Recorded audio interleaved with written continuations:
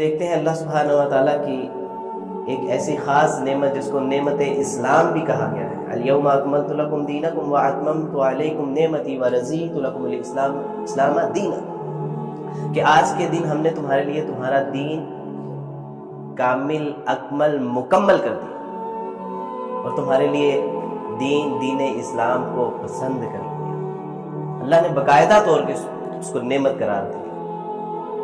وَأَتْمَمْتُ عَلَيْكُمْ نِعْمَتِي، اور اس نعمت کو تمہارے اوپر ہم نے تمام کر دیا. یہ نعمت آپ میں سے اکثر کو ماں کی کوکھ سے میسر آ جاتی ہے. ابھی آپ یہ مسلمان بچے ابھی دنیا میں بھی نہیں آتے، معوذتین پڑھ کے ان کے اوپر دم کیا جانا آتے سار کہ اس کے کان میں اذان اشہد اللہ الہ الا اللہ واشہد ان محمد رسول اللہ صلی اللہ علیہ وسلم کی صدائیں ہو جاتی ہیں.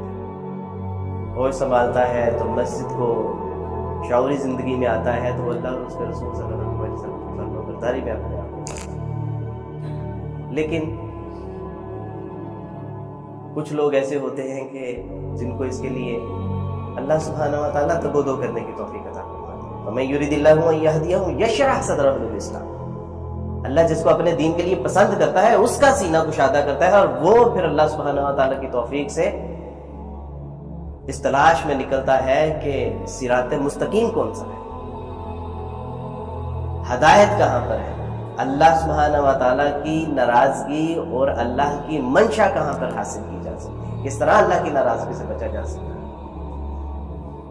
میرا معاملہ بھی ایسے کہ اللہ تعالیٰ نے 18 سال زندگی کے یوں ہی گزار دی، کھیل کود کرتے، کلڑ بازی کرتے، گلی محلوں میں جو ہے وہ پھرتے اور کام کاج.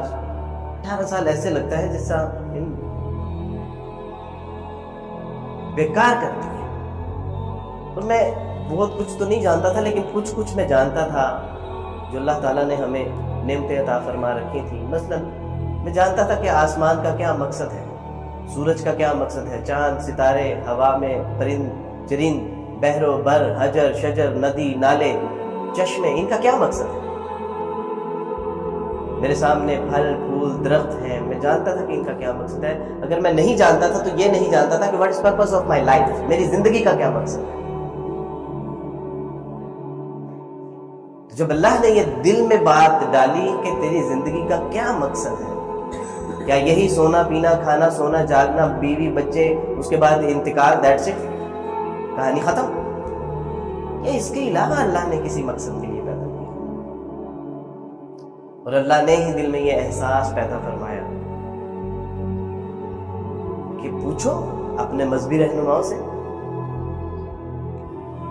تو اپنے مذہبی رہنماؤں کی طرف رجوع کیا. میں نے عرض کی، سر I want to know what is the purpose of my life. He said, purpose of your life, that's very simple. You should die for Jesus, you should live for Jesus.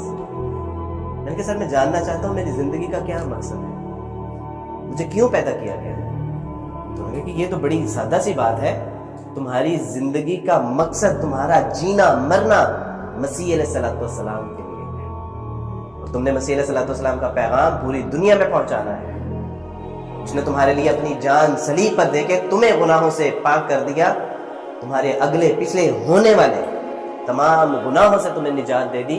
اب اس پیغام کو دوسرے لوگوں تک پہنچانا ہے کہ جو اس پیغام سے ناآشنا ہے، جو نجات سے محروم ہے. تو میں نے عرض کی کہ سر مجھے اس کے لیے کیا کرنا ہے. وہ فرمانے لگے کہ اس کے لیے آپ کو ایک اچھا سچا پکا مسیحی بننا ہوگا. آج جس طرح ہم مسلمان روایتی مسلمان ہیں، اس لیے کہ نام عبد الرحمن ہے، اس لیے کہ نام عبداللہ ہے، اس لیے مسلمان ہے. نہیں میرے دوستو، اللہ کے رجسٹرڈ میں یہ اسلام کا معیار نہیں ہے. اللہ کے رجسٹرڈ میں تو معیار یہ ہے کہ اللہ اور اس کے رسول صلی اللہ علیہ وسلم کی غلامی میں کامل مکمل ترین اس کی غلامی میں آ جائے. یا ایھا الذین آمنوا ادخلوا فی السلم کافہ، ایمان والو اسلام میں پورے کے پورے داخل ہو. ڈاکٹر سارم اللہ فرمایا کرتے تھے کہ یہ اللہ سبحانہ و تعالیٰ کی شٹ اپ کال ہے،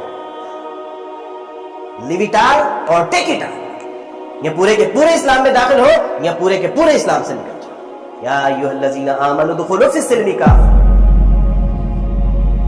مسلمان बनना है तो फिर पूरे पूरे मुसलमान, इस्लाम में दाखिल होना है तो पूरे इस्लाम में दाखिल, महज नाम का सहारा नहीं। इसी तरह ईसाइयों में भी यही मामला है, कई कई साल चर्च नहीं जाएंगे, अपनी इबादत का पता नहीं है, फलसफा नमाज का नहीं पता, फलसफा कफारे का नहीं पता, तसलीस का नहीं पता, और ईसाई हैं और डट जाएंगे, अड़ जाएंगे, मरने के लिए तैयार हो जाए और पता कख नहीं। हम भी वैसे ही थे।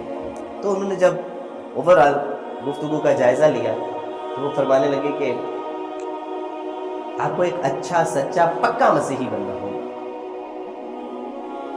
2017 में तहदीस बिल नेमा के तौर पे अल्लाह की मेरे ऊपर नेमत फजल हुआ उसका मेरे ऊपर, मैं उस हैसियत में ये बात बता रहा हूँ तहदीस बिल नेमा के तौर पे कि 2017 में उम्रे के लिए गया तो मदीना यूनिवर्सिटी में जो पाकिस्तानी तलबा थे उनके लिए जो है उन्होंने मुझे बुलाया कि आप यहाँ पे आके बयान कीजिए। तो वहाँ से कुछ साथियों ने कहा कि जी अब आपने एक मदीना में मस्जिद है वहाँ जुम्मा भी पढ़ाना है। तो मैं जब मदीना की मस्जिद के मिंबर पे जब चढ़ा तो मेरी आंखों में आंसू आ गए। मैंने कहा घर से तो मैं निकला था एक अच्छा मसीही बनने के लिए, अल्लाह ने मुझे मदीने की मस्जिद के मिंबर पे चढ़ा दिया।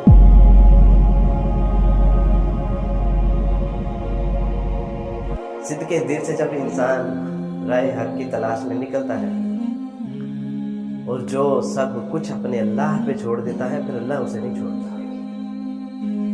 मैंने कहा कि मुझे नहीं पता इस कायनात का अगर कोई खुदा है, कोई आका खालिक मालिक राजिक है तो मुझे वो सिराते मुस्तकीम पे जरूर चलाएगा।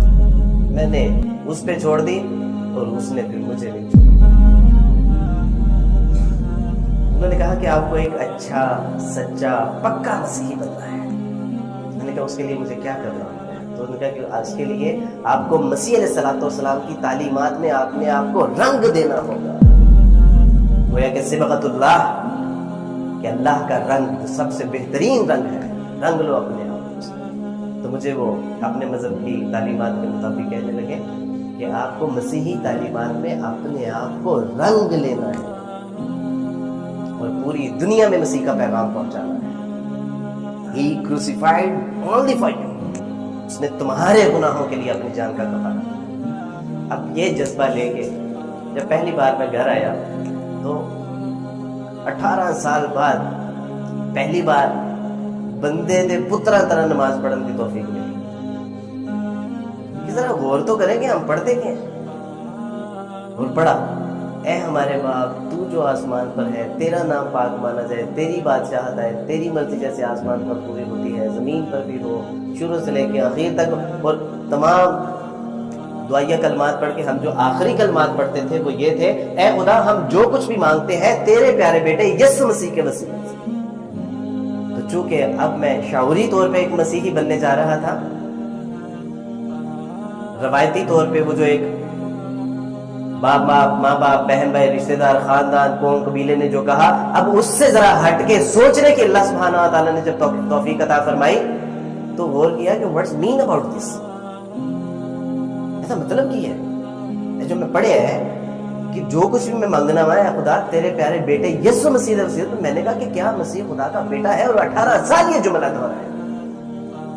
लेकिन जब इंसान राह हक और सिरात मुस्तकीम की तलाश में निकलता है तो फिर अल्लाह उसकी मदद भी फरमाता है। कुरान भी कहता है कि जो मेरी राह में जद्दोजहद करते हैं हम उनके ऊपर अपनी राहें आसान कर देते हैं। गोया कि उनके लिए राहें कुशादा कर दी जाती है, उनके ऊपर वाज़ेह कर दिया जाता है कि हक क्या है और बातिल क्या है। तो अल्लाह ने दिल में डाल दिया कि किस तरह मुमकिन है कि मसीह खुदा का बेटा हो। और चले इसको डॉट लिंक करते हैं कि अगर मसीह अलैहिस्सलाम खुदा के बेटे हैं तो कोई उसका बाप भी तो होगा। मसीह खुदा के बेटे हैं तो उसकी कोई माँ भी तो होगी, और अगर माँ होगी तो फिर खुदा का कोई वालिद कोई वालिदैन कोई कौम कबीला रिश्तेदार खानदान। लेकिन बाइबल खुद कहती है कि खुदावंद तुम्हारे खुदा को कोई आंख देखने की ताब नहीं ला सकती, उसको कोई आंख नहीं देख सकती, वो किसी के इदराक में नहीं आ सकता। तो फिर उसकी कौम कबीला माँ बाप कैसे हो? वो अव्वल वो आखिर, ये तौरात में भी ये सिफात अल्लाह की कि उससे पहले कोई नहीं था। तो सोचा कि अगर ऐसा है तो फिर मजहबी रहनुमाओं से पूछते हैं what's mean about this Jesus son of God. پوچھا کہ حضرت وہ گزارش یہ تھی کہ مجھے یہ بات ذرا سمجھ نہیں ہے کہ مسیح خدا کے بیٹے کیسے ہیں. تو کہا کہ مسیح اس طرح خدا کا بیٹا ہے کہ وہ بغیر باپ کے پیدا ہوا ہے. تو میں نے کہا کہ حضرت آپ نے خود ہی مجھے جرأت مندانہ انداز میں بائبل پڑھنے کا حکم دیا ہے. تو بائبل میں تو ہم نے یہ بھی پڑھا کہ آدم علیہ السلام بھی بغیر باپ کے پیدا ہوئے, بلکہ وہ تو ماں کے بغیر بھی پیدا ہوئے. اور حوا علیہ السلام کا معاملہ تو آدم علیہ السلام سے بھی عجیب ہے. وہ ان کی پسلی سے پیدا ہوئے, اللہ نے ان کو بھی اسی طرح یعنی ایک مرد سے پیدا کیا. تو انہوں نے کہا نہیں, اصل میں وہ خدا جیسے کام کرتے تھے, یعنی مردوں کو زندہ کرتے تھے, ہاتھ رکھتے تھے, اپنی بینائی عطا فرما جاتی تھی, کانوں میں سماعت آ جاتا تھی, گونگوں کو گویائی عطا فرما دیتے تھے. لیکن میں نے کہا مسیح علیہ السلام نے تو خود کہا ہے کہ میں یہ اپنے بھیجنے والے کی قوت سے سب کچھ کرتا ہوں. سن اے اسرائیل, خداوند تیرا خدا ایک ہی خدا ہے جس کو اپنے پورے دل, اپنی پوری جان, اپنی پوری طاقت اور اپنی پوری عقل کے ساتھ محبت رکھ. مسیح کہتے ہیں کہ میں اس کی مدد سے یہ سب کچھ کرتا ہوں. جب ان کو اندازہ ہوا کہ گڑبڑ ہو گئی ہے, فرمانے لگے کہ تم ابھی انہی کمن کے ایریا سے کہا کہ مسیح خدا دا پتر کتا ہے. اصل دے وچ تے مسیح آپ ہی خدا ہے, وہ خود ہی خدا ہے, وہ خود ہی بیٹا ہے, وہ خود ہی روح القدس ہے, اور یہ تینوں ایک ہے, اور یہ ایک ہی تین ہے, اور یہی ان کا عقیدہ ہے. توحید فی التثلیث, تثلیث فی التوحید. میں نے کہا کہ میں معذرت چاہتا ہوں, لیکن یہ تو بائبل کے اصولوں سے بھی ثابت نہیں ہوتا کہ مسیح علیہ السلام خدا کے بیٹے ہیں اور وہی خدا ہے. مسیح علیہ السلام سے پوچھا جاتا ہے کہ استاد ہمیں بتائیے کہ ہم خداوند اپنے خدا کی عبادت کیسے کریں, اور مسیح کہتے ہیں کہ خداوند اپنے خدا کی عبادت یوں کرو, اے ہمارے باپ تو جو آسمان پر ہے تیرا نام. تو اگر مسیح علیہ السلام خود خدا ہوتے تو کہتے کہ میری عبادت یوں کرو, اے ہمارے استاد میں جو زمین پر ہوں میرا نام پاک مانا جائے. لیکن وہ تو خدا کی طرف اشارہ کر. موسیٰ علیہ السلام فرماتے ہیں پہلا حکم خدا کو ماننا, فقط اس کی بندگی اور اسی کو سجدہ کرنا. مسیح علیہ السلام کہتے ہیں, کسی نے کہا اے نیک استاد, کہا کہ تو مجھے نیک کیوں کہتا ہے, کوئی نیک نہیں ہے مگر ایک خداوند ہمارا خدا. پوچھا کہ سب سے بڑا بائبل میں حکم کون سا ہے, کہا کہ یہ کہ تو خداوند اپنے خدا پر ایمان رکھ کے وہ قادر مطلق ہے, وہ ایک ہے, واحد اور یکتا ہے, تنہا ہے. بالکل ایسے جیسے کوئی کلمہ پڑھ, اس بات کی گواہی دینا. کہا کہ تو اس بات کی گواہی دے کہ اللہ کے سوا کوئی معبود برحق نہیں ہے, اور اپنے پڑوسی کے ساتھ اپنی مالی محبت رکھے. کیا آپ کہہ رہے ہیں کہ میں مسیح خدا ہے, اور اوور آل اللہ کی توفیق سے بائبل کی تعلیمات کا مطالعہ کیا اور خلاصہ یہ نکالا کہ یہ افراط و تفریط پر مشتمل مسیحی تعلیمات اس وقت مسیح علیہ السلام کی جو تعلیمات ہے اس کے ریفلیکشنز ملتے ہیں, اور جہاں پہ مسیح علیہ السلام کے ریفلیکشنز ملتے ہیں اقوال کے, افعال کے, اعمال کے, پتہ چلتا ہے کہ یہ کسی نبی کی بات ہے. خبردار کسی ایسی چیز کی عبادت نہ کرنا جو زمین یا زمین کے اوپر یا آسمانوں میں ہو, خداوند اپنے خدا کے سوا. پتہ چلتا ہے کہ یہ کسی نبی کا قول ہے. یہی بائبل میں لکھا ہے اسی طرح کہ وہ مسیح جو خدا نے زمین سے دنیا سے ایسی محبت رکھی کہ اس کے لیے اپنا اکلوتا بیٹا قربان کر دیا, اور مسیح ہمارے گناہوں کے لیے موا اور لعنتی بنا اور تمام گناہوں کا مستحق ٹھہرا. پتہ چلتا ہے کہ یہ انسانی کلام ہے, یہ مسیح علیہ السلام. الحمدللہ جب پتہ چل گیا دو چار کی طرح کہ یہاں بہت گبلا ہے, یہ افراط و تفریط پر مشتمل ہے, انسانی کلام کی آمیزش ہو چکی ہے, اور پھر اللہ کا کلام اس پہ گواہ ہے, تو سوچا کہ اگر یہی عیسائیت ہے تو میں اس عیسائیت سے اعلان برات کرتا ہوں. میں مسیح علیہ السلام کو بیٹا نہیں مان سکتا, مجھے سمجھ نہیں آ رہا, اور بائبل پڑھنے کا حکم آپ لوگوں نے دیا مجھے. میں تو 18 سال سے ایک روایتی مسیحی تھا, میں تو چل رہا تھا, مجھے چلنے دیتے آپ لوگ. آپ لوگوں نے کہا کہ بائبل کو اچھا مسیحی بننا ہے تو بائبل کو پڑھو. الحمدللہ آج بھی میں اپنی فیملی میں عذرائے تفنن یہ کہتا ہوں کہ میں تم لوگوں سے بہتر مسیحی ہوں. مسیح کی تعلیمات تو ہم مانتے ہیں نا, اسلام جو احکامات ہیں وہی احکامات مسیح, میں کہتا ہوں تم لوگوں سے زیادہ اچھا مسیحی ہوں. مسیح علیہ السلام کو خدا بنا لیا. کیتھولک چرچز میں جائیں تو وہاں پہ انہی کے مجسمے بنا کے, مریم کے مجسمے علیہ السلام, ان کے جو منگیتر تھے یوسف نجار, ان کے مجسمے بنا کے ان کے اوپر ہاتھ بھی جوڑے جا رہے ہیں, سر بھی ٹیکے جا رہے ہیں, دعائیں بھی مانگی جا رہی ہیں, اور ساری عبادات کا مرکز و محور مسیح علیہ السلام. اعلان برات کر دیا. لیکن سوچا کہ اگر میری شادی ہوگی, کیونکہ عیسائیت سے تو اعلان برات کر دیا, اگر میری شادی ہوگی تو یہ مجھے سینیگوگ میں لے کے جائیں گے، چرچ میں لے جائیں گے، مندر میں لے جائیں گے، پھیرے دلائیں گے، نکاح پڑھائیں گے، کیا کریں گے؟ اور اگر میں مر گیا تو مجھے دفنائیں گے، جلائیں گے، لٹکائیں گے، کیا کریں گے؟ تو سوچا کہ نہیں، کسی نہ کسی مذہب کے ساتھ تو اپنے آپ کو منسلک کرنا ہے. تو سوچا کہ ہندو مت کا مطالعہ کرتے ہیں، سکھ مت کا مطالعہ کرتے ہیں، دیگر مذاہب. اسلام کا خیال ہی نہیں ہے.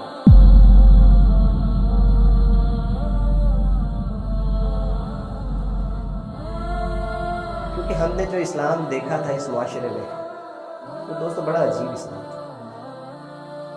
دربار کی بیک سائڈ پہ ہماری رہائش تھی، جہاں ہر وقت ڈول کی تھاپ پہ دھمالے ڈلا کرتے تھے، جہاں ہر وقت کونڈے اور چیلے اور ٹھوٹیاں جو ہے وہ بانٹی جاتی تھی، جہاں پر محرم اور غیر محرم کی کوئی تمیز نہیں، جہاں جتنا پہنچی ہوئی سرکار تھی وہ اتنا ہی گندا ترین انسان، جس کے جتنے کپڑے کم ہیں وہ اتنا پہنچا ہوا ولی جو ہے وہ سمجھا جاتا تھا، جس کے جو سالہ سال سے نہیں نہایا، جس نے تعویذ گلے میں ڈالے ہوئے ہیں، ہاتھوں میں کڑے ڈالے ہوئے ہیں، جس نے پاؤں میں جو ہے وہ سنگل باندھے ہوئے ہیں، ہمیں پتہ چلتا تھا کہ یہ ان کا پہنچا ہوا مسلمانوں کا، یہ بہت پہنچی ہوئی سرکار ہے. کیوں؟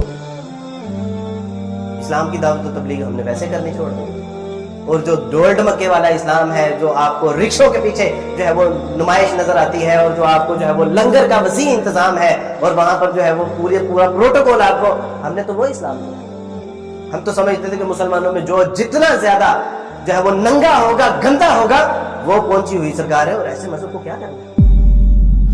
لیکن ہمیں نہیں پتا تھا کہ میرے رسول اللہ صلی اللہ علیہ وسلم کے اسوے کو تو پامال کر کے رکھا، اور جنہوں نے اس اسوے کو اپنا کے آگے پہنچانا تھا، وہ بھی تو ٹانگیں پھیلا کے سو رہے ہیں.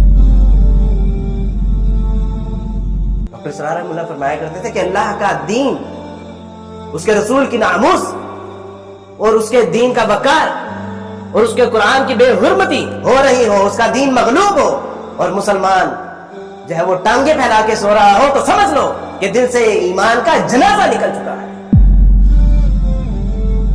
ہم سمجھتے ہیں کہ اللہ سبحانہ و تعالیٰ اگر ہمارے اوپر پتھروں کا عذاب نازل نہیں کر رہے تو آل از ویل، سب ٹھیک ہے. نہیں، اللہ رسی دراز کر رہے ہیں. یہ میری اور آپ کی ذمہ داری تھی کہ ہم نے ان لوگوں تک پیغام پہنچانا تھا. عیسائیوں کا کہنا ہے کہ 90 لاکھ ہے ان دس پاکستان. کتنے لوگوں تک ہم نے پیغام پہنچایا؟ اور وہ یہی سمجھتے ہیں کہ یہ ڈول ڈمکا، یہ ڈول کی تھاپ پہ جو تھرکتے جسم ہے، یہ شاید ان کی عبادت ہے. وہ سمجھتے ہیں کہ قبر، جہاں یہ قبر دیکھتے ہیں وہاں پر سر ٹیک دیتے ہیں، شاید یہ ان کی عبادت گاہیں ہیں. جہاں پر یہ ڈیری دیکھتے ہیں، جھنڈا دیکھتے ہیں، وہیں پر یہ ہاتھ پھیلا کے بیٹھ جاتے ہیں، شاید یہ ان کی منتیں مرادیں پوری کرنے کی جگہ ہے. تو وہ کہتے ہیں کہ ایسے دین کو ہم تو پھر 3 کو مانتے ہیں، یہ تو 3000 بھی ان کے لیے. تو میں نے سوچا کہ چلے ہندو مت کا یا سکھ مت کا مطالعہ کرتے ہیں، ہو سکتا ہے کہ صراط مستقیم کے امکانات مل جائے. اسلام کا خیال نہیں، لیکن اسلام ہمیں عیسائیوں نے پڑھایا تھا. کیوں پڑھایا تھا؟ عیسائیوں نے کیوں پڑھایا تھا؟ اس لیے کہ ہم تو اپنے مکان، دکان، کاروبار اور خاندان میں مصروف ہیں، اس لیے عیسائی ہمیں دین پڑھا رہے ہیں. اور ہم لوگوں کو وہ بھی اسلامیات پڑھاتے تھے جو بعد میں میوزک کی کلاس لیتے ہیں. گویا کہ وہ میوزک بھی سکھا رہے ہیں، وہ اسلام بھی سکھا رہے ہیں. کیوں؟ کیونکہ امت مسلمہ غفلت کا شکار ہے. الا ماشاءاللہ. ہم نے سمجھا کہ میرا نام عبد الرحمان ہے، میرا نام عبداللہ ہے، اور میں 5 وقت کی نماز پڑھتا ہوں. ملا کو جو ہے ہند میں سجدے کی اجازت، نادان یہ سمجھتا ہے کہ اسلام ہے آزاد. اور جن فقیروں نے دین کی دعوت و تبلیغ کی ذمہ داری لی، مساجد کو آباد کیا، مدارس کو آباد کیا، دینی مراکز کو آباد کیا، ان کے ساتھ ہمارا سلوک کیا ہے؟ ان علماء کرام کو ہم 10 سے 15 ہزار روپے دیتے ہیں.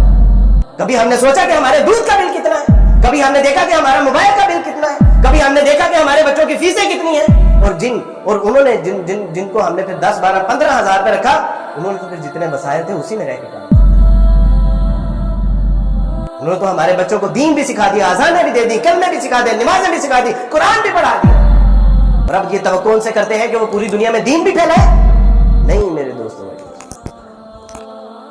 ایسے نہیں چلے. تو خیال آیا کہ اسلام تو ان عیسائیوں نے ہمیں پڑھایا تھا، ان عیسائیوں نے ہمیں اسلام حضرت کیسے پڑھایا؟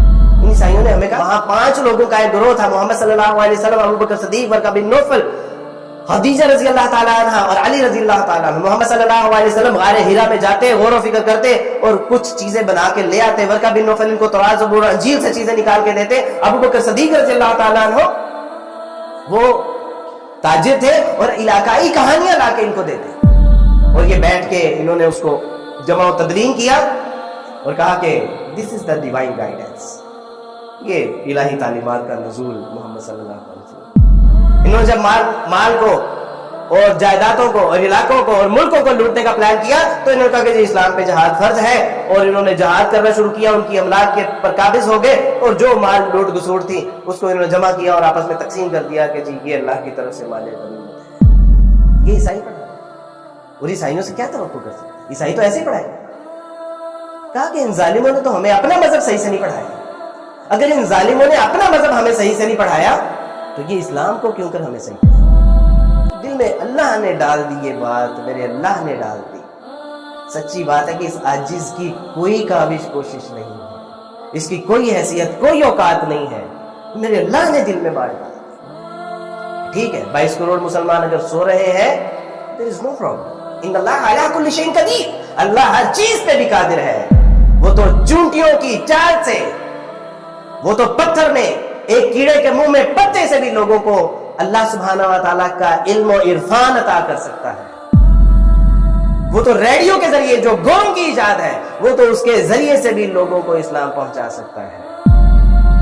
ایک امریکن خاتون نے کہا بہت ڈپریشن میں تھی، میں نے ہر قسم کا ٹریٹمنٹ کروا لیا، میں نے ہر قسم کی میڈیسن کھا لی، میں نے ہر قسم کی کتابیں پڑھ لی، لیکن تسلی نہیں ہوتی۔ ایک دن میں بیٹھی ہوئی تھی، ریڈیو کے اوپر تلاوت لگی ہوئی تھی، مجھے بہت سکون ملا، میں نے وہ تلاوت سنی، پھر اس کا ترجمہ پڑھا، پھر تفسیر پڑھی، اور جس کے اوپر نازل ہوا تھا جب اس کو پڑھا تو اس کے بعد سکون قلب اللہ نے میرا مقدر بنا دیا۔ تو وہ تو گوروں کی ایجاد ریڈیو سے بھی اللہ سبحانہ و تعالیٰ مسلمانوں کو اس کی یعنی ہماری کوئی پرواہ نہیں ہے، ہم ٹانگے پھیلا کے گھر میں سوتے رہے، اللہ کو کوئی پرواہ نہیں ہے۔ یہ تو ہماری خوش قسمتی ہے کہ اللہ کے دین کے لیے اپنے آپ کو ہم کھپا دیں، لگا دیں، میرے راستے میں لٹا دے، اسے لٹا دے، ٹھکانے لگا دے اسے۔ تو چھپا چھپا کے نہ رکھ اسے، تیرا آئینہ ہے وہ آئینہ جو شکستہ ہو تو عزیز ہے نگاہ آئینہ ساز میں۔ میرے دوستو یہ تو جو صلاحیتیں تھی، جو مال و متاع تھی، جو اللہ نے وقت دیا تھا، یہ تو اللہ کی راہ میں لٹا کے ہی، اقبال کہتے ہیں لٹا دے، ٹھکانے لگا دے اسے۔